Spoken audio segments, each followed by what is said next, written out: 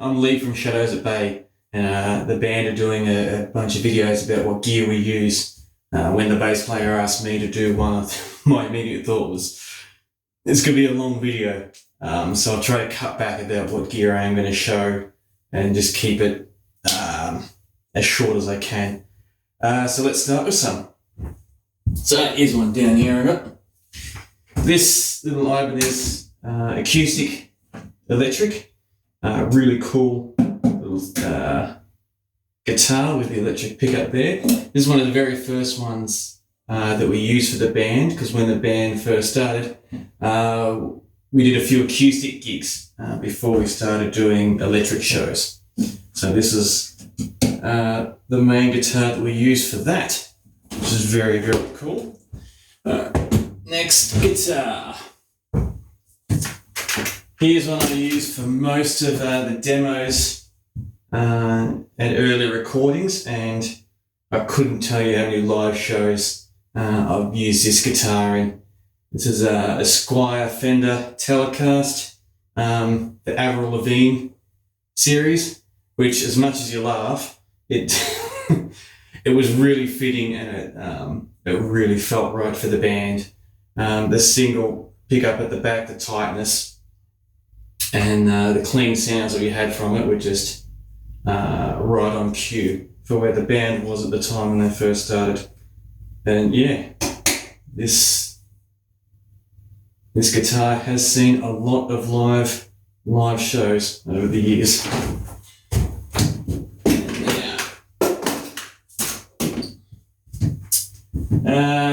Another guitar I've got is an Omsmy guitar, which is an Australian brand, which this guitar I've used for the recording of the album, Remember Me.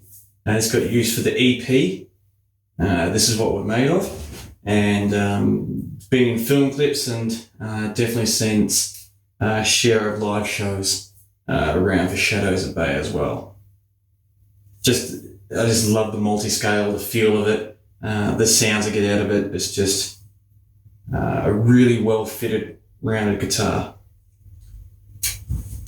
And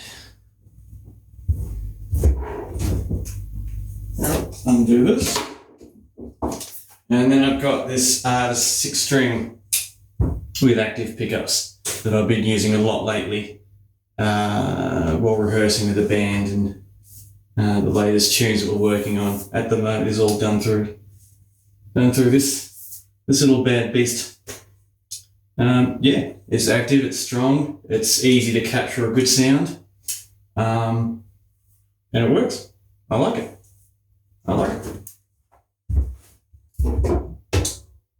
Now, moving on to some amps and some effects. I might have to do a couple of cuts to do some zoom-ins later on. We'll find out. I've got the Fender Deluxe 3 down here, which is a small but very loud amp. Very clean, tubes run. I think it's 320 watts. It's crazy. Absolutely crazy. The volume, I'll have to zoom in to show where it is. The volume's sitting just below 2, and I think live I've never ever taken it past 3.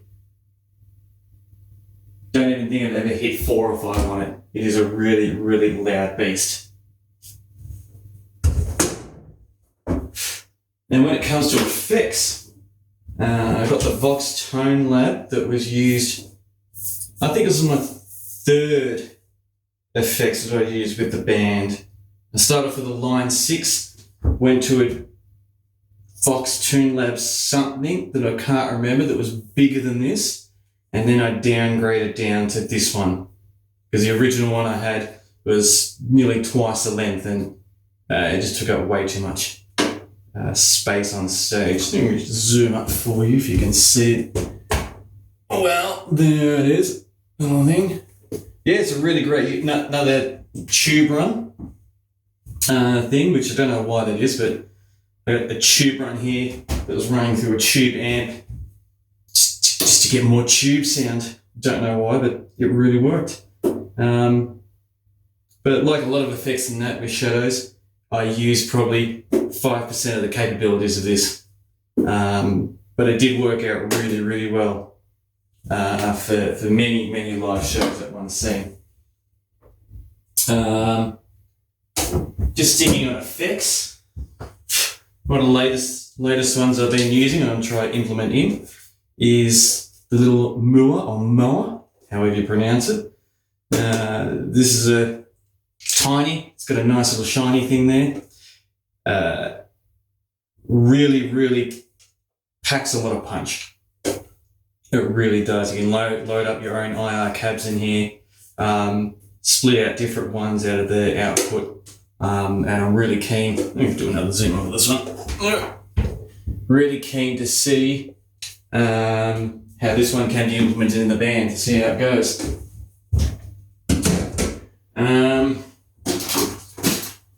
Another thing that I use a lot is this little thing. So I got my own little microphone.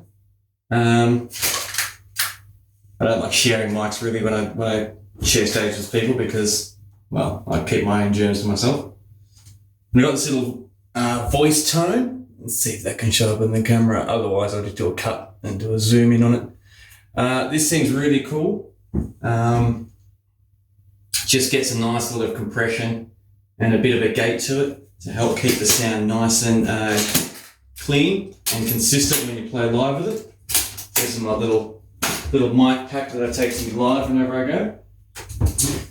Oh, I've also got this little amp here too, which gets used for rehearsals a bit for bass. But when the band very first started, that definitely followed us through nearly every gig that we did for the first few years. And this is one of those bass equipments that got shared by many other bands too that we share the stage with, which is another one that punches a lot of punch. It's a custom with some cool speakers that I have no idea, but it definitely works out really well. 200 watts. It's got a lot of gain and gets a nice amount of bite out of it, and just super reliable. It just keeps going and going, which is great. And what I'm moving into now, so I'm going to have to move this around a bit. So this is my latest thing that has yet to really be tested with shadows, but I'm really hoping this will be the next move. Which I got little lunchbox orange with some Harley Benton Silesian 2x12s. This little beast, it's got a bit of weight in it too. It looks tiny, but let's see if I can bring it closer as well. Let's see if I can zoom on it. I'm really not defending myself to say I really like tubes because this has got a lot of tubes in there. Its shape and its gain and the characteristics this little beast brings is just amazing. So I'm really keen to give that a shot when we get a chance to rehearse and play live again, because it is just an absolute wonder. And the other thing that I'm really keen to try is this little bad beast, which I only just got about a month ago. The Gent Tonic. Let's see if I can bring that up for you to see. This little thing. I've tried it out a couple of times. Haven't quite found the best that I get from it. We tried it out with Patrick last time we rehearsed with his guitar amp setup. Because I wasn't keen on the EQ. So I just put this in to give it a little bit of a boost. And it just blew me away on how clean, sharp, tight it was. And how the EQ on this is amazing, but not only that, but the level, the gain, and the warmth that it brings is just phenomenal. Absolutely phenomenal. So I'm really, really looking forward to seeing how to implement this as well. And hopefully Patrick doesn't steal it from me for his setup, because it did work really, really well for him. So there's that little thing there. And that's pretty much it for now. There is lots more guitars and other equipment, but that's just a super quick rundown of a lot of the gear that I use. for Shadows of Bane has been used in the past when we very first started. So, peace out.